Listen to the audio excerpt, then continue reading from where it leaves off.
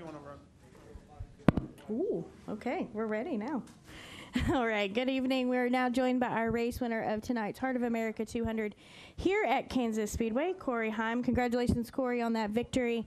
We'll go ahead and open for questions. If you have a question for Corey, go ahead and raise your hand. We'll get a mic to you. We'll start with Randy and then come up front for Zach and Bob. Okay.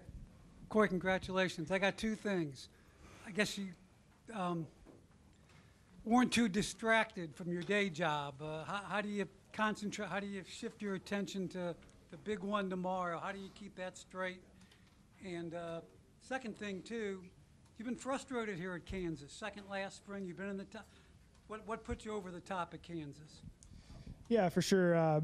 About your first question, I feel like, luckily I don't think the truck and the Cup car drive awfully different as far as a throttle time perspective goes, but I will say the feel of the car and truck are a lot different from one another. Tonight in the truck race, I feel like you're able to just really yaw the truck out and drive it really loose and slide around a lot, do whatever you want and have no serious repercussion. And you step in the Cup car and it's like, you get a little bit too free and you have the pretty good chance of wrecking the thing. So the mental switch I had to do between the Cup car and the truck throughout today and yesterday were pretty tough. But, I think with the truck series and I feel like I've started enough races, especially here at Kansas, to sort of flip that switch and be able to, translate what I need to after getting out of the Cup car. So, I feel like we've definitely given some away here at Kansas. Even when I was racing the KBM back in 2022, I feel like the first race of the year got away from me, and then both races last year at Tricon got away from me. So to finally close this one out and the first intermediate win, which is crazy to say for me because I feel like we've been so solid on intermediate tracks even since I've started truck racing. To finally get that win is very special for me, and I drove my butt off to do it tonight. So huge thank you to Tricon Garage Toyota Racing for what they do. Brought a rocket ship for sure tonight, so definitely proud of them for that. Thank you. All right, Zach, go ahead.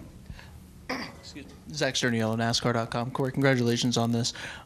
Do you see anyone else on the track of the regulars who can really give you guys a proper fight for this regular season championship? Obviously your numbers so far this season have been extraordinary.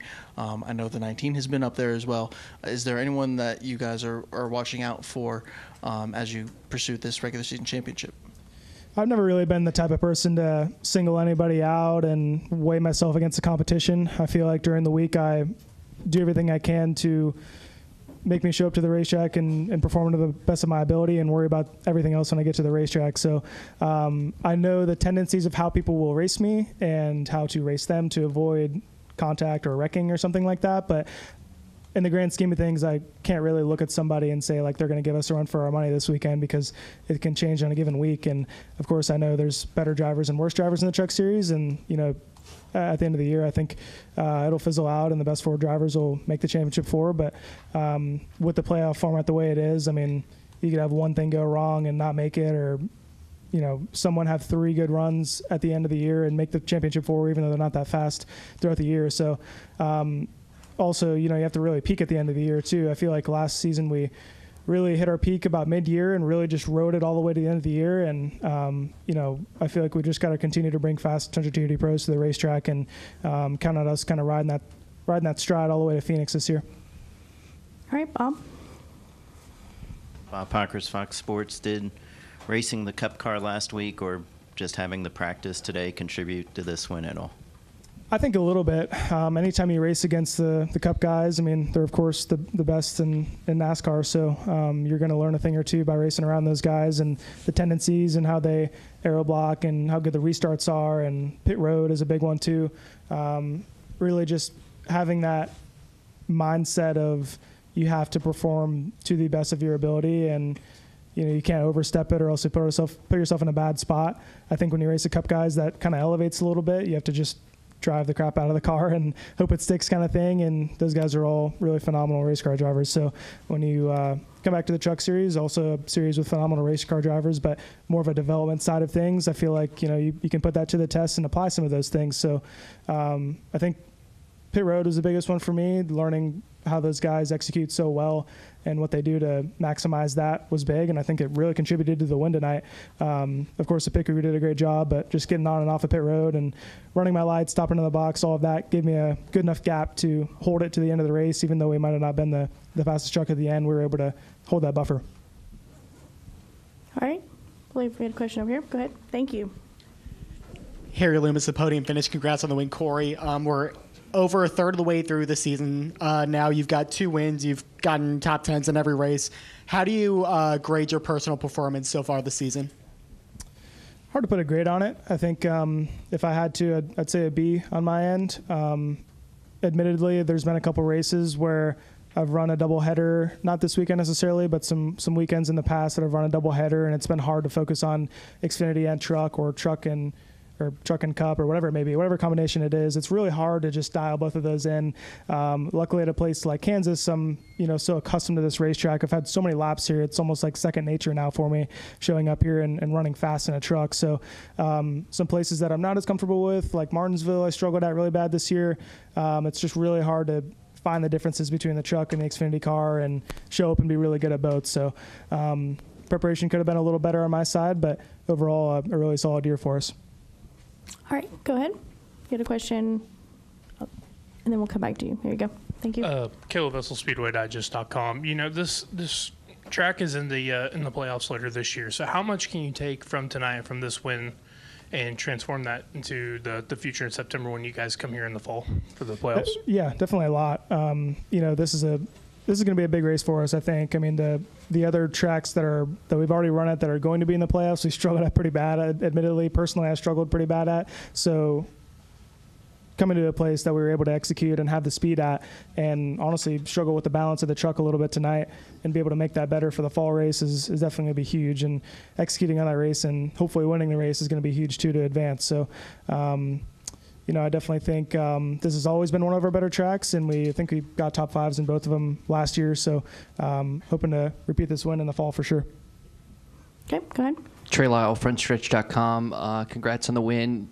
You and Eckes seem to be the clear top 2 right now. It's clear in the regular season points. We're at the halfway point of the regular season. Is he your barometer each week? Obviously, you did win the regular season title last year, and it shows importance in the playoffs. But as this winds down, is that going to be your barometer each week in terms of the regular season, then ultimately when you head into the playoffs? Yeah, I've never been someone to really reflect on other drivers. During the week, I really just try to focus on myself and try to perform at the best of my ability when I show up to the racetrack.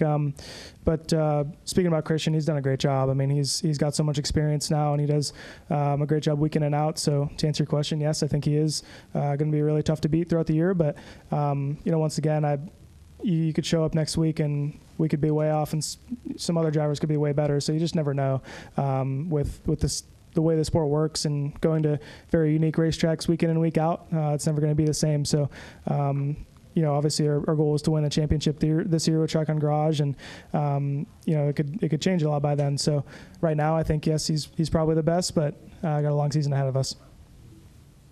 All right. Any final question? Okay, we'll go to Chris. Another one. Chris Knight, catchfans.com. Corey, congrats on the win. I was just wondering if you could talk about your relationship with your crew chief, Scott Zipadelli, and how you guys been able to gel over the last 2 seasons, and what is it like? Seems like you guys, he can automatically tell what you're thinking about what the truck needs to be like. Yeah, Scott's awesome. I mean, he's such a humble veteran of this sport, and he's done such a great job this last year and a half for me and giving me fast trucks week in and week out. And I think it really weighs on our consistency a lot, and why we're able to run well each week is just he's a very consistent guy. He shows up at work at the same time every day, leaves at the same time, and he works his butt off all the way in between. So, speaking Scott specifically, does a phenomenal job, but our organization as a whole, back from the entire 11 crew and the Fab Shop and Twitter Racing TRD, it's so much that goes into it, and he's a big piece of it for sure, but it comes down to a team effort. So definitely wouldn't be sitting here right now without him and his efforts, and as well as the entire 11 crew. All right, Harry, right? Okay, go ahead.